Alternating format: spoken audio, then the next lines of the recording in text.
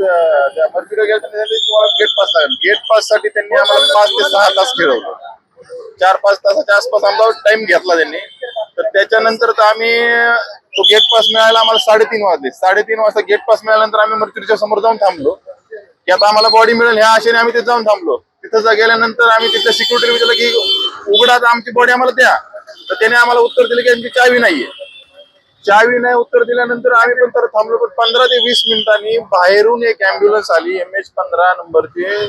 पुढे नंबर त्याचा आम्ही फोटो वगैरे काढलेले ते. MH15 ची जी अँब्युलन्स आली ती अँब्युलन्स आल्यानंतर त्यात पाहिलं तर त्यात आमची बॉडी होती.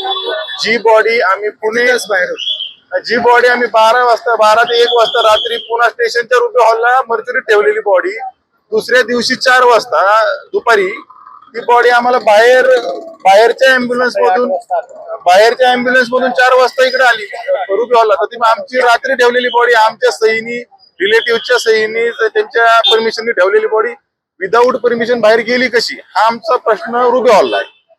आणि त्या बॉडी सोबत रुबी हॉलनी काय केलंय आणि ती कशासाठी बाहेर घेऊन गेले